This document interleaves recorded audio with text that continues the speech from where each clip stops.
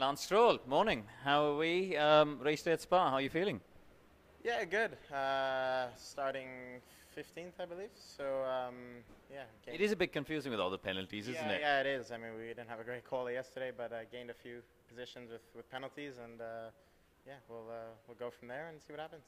And what do you think are the chances in the race of getting? I mean, you've got to target getting the points, presumably. This is a circuit that you can overtake at. What do you think? I mean, is there any flexibility, strategy? Is there anything you can do on the car? Because it wasn't the most competitive day yesterday. No, it wasn't, but everything's possible today. You know, a good first lap, a few positions, and then it's a long race, 2 stop, 1 stop. I think everyone will be on different strategies, so it won't just be one of those boring races where everyone's following everyone throughout the whole race. I think there definitely will be opportunities, and yeah, it's going to come down to being there at the end of the race in a good position and you know, overtaking a few cars and scoring points. That's for sure. That's the goal. And you know, you've raced at Spa in the past to Formula 3.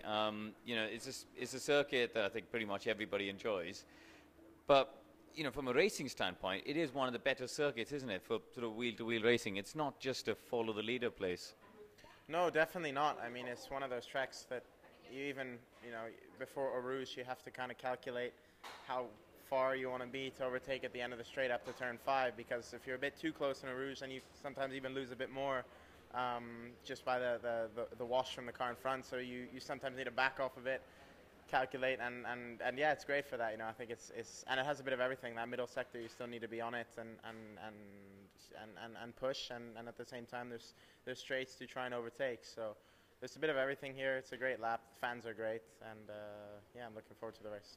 All right, listen, we've got a couple of hours to go. What are you going to be doing for the next couple of hours before the Grand Prix? I'll have some lunch, and then driver's parade, relax a bit, and get ready and go. Well, listen, there's a bloke who's won the Belgian Grand Prix in a Williams standing over here, so maybe you can get some advice from him. Damon, come here. Happily, he seems to be doing all right on his own, so I think he knows what he's doing. All right, I'll leave you two to chat. Should we go upstairs, see who else we can find in the motorhome? Damon Hill, of course, winner of the 93 Belgian Grand Prix in the Williams FW15C. It was his third win. It was a hat-trick, actually. I remember Damon got at the time, and we're just going upstairs to see who else we can find in the motorhome. Paul and Lawrence sitting there, give us a wave. Looking quite serious this morning. And Team Felipe, how are you? You're on Twitter. Are you watching videos? Yeah. You're getting inspired for Filipino, doing a bit of crazy kart and stuff. What I need for today. Yeah, you need a bit of crazy kart, don't you, on lap 1? Today, starting 16, definitely we need to watch everything possible to see if you can invent something and make it right, you know, and gain in position. I mean, this is a place where we've seen some crazy lap 1s, haven't we? I mean, La Sauce we know is tricky, and then up at the top of the hill also. So, I mean, what's your thinking? You've done a lot of starts here. How can you plan? Where do you want to go? What do you want to do? Yeah, you can plan definitely. It's not sure that your plan is correct. Maybe it is, you know, but for sure you watch so many starts from the past years. You're trying to understand what is the best, you know, position, what is the best place you need to be in corner 1. But then it's also true that you have so many opportunities with the very, very long straights, with the Eau Rouge in the middle. So then you have another very strong braking points at the end of the straight, going to corner 5. So that, for sure, you can see so many opportunities, and I really hope we are in the right position, the right place to get and gain positions. Yeah, I mean, you know, Eau Rouge in a normal practice qualifying we know is flat. In the race, what do you think? Following other people, will it still be flat? Yeah, it should be flat. Okay, so we're going to have a massive slipstreaming battle at the top of the hill, aren't we? I hope so. Yeah, well, for you. Well, let's talk about yesterday, because there are lots of fans at home who are a bit confused. We thought this was going to be a strong circuit for Williams. Obviously, you had a difficult time on Friday. But we're further back than we would have expected, right? Can you try and put into words for the fans just to try and understand? Well, I think it's 2 options. The first option is that all of our new package that we start to introduce in the car after the race in Barcelona. Maybe didn't work. Didn't improve the car on the direction we expected. So this is the first option.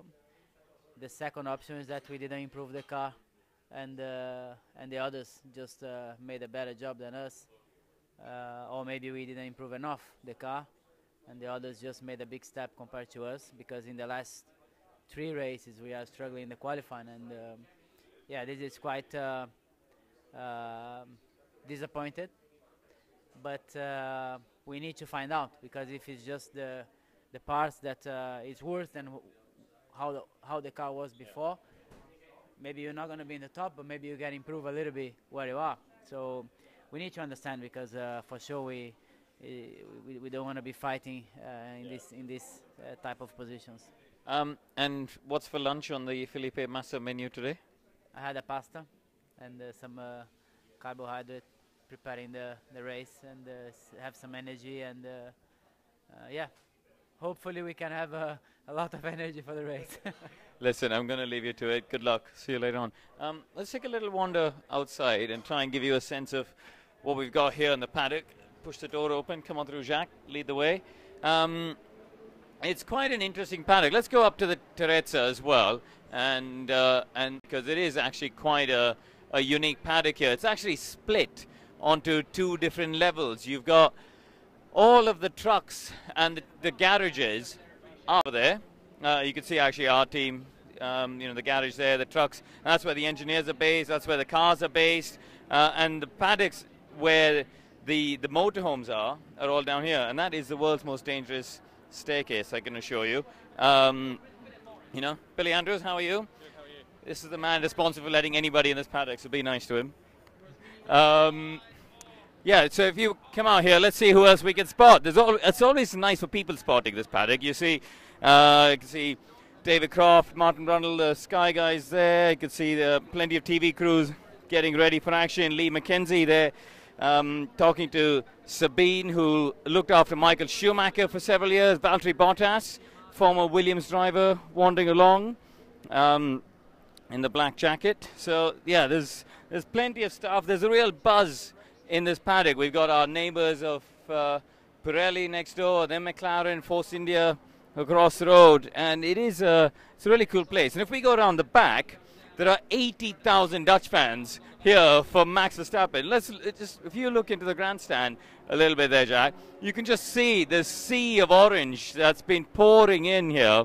And actually, for the guests we have on the Terezza, they get a great view of the circuit. You get the run out of La Source to the left and all the way down to Eau Rouge there. This is the GP2 paddock below us. So, yeah, it is a brilliant venue to come to. I've always enjoyed coming here to the Belgian Grand Prix. Great memories. I won here in GP2 back in 2007. It doesn't feel like 10 years ago, but you know, it is a great place, and hopefully all of you will enjoy a great Grand Prix. The weather looks good, and it should be a dry race.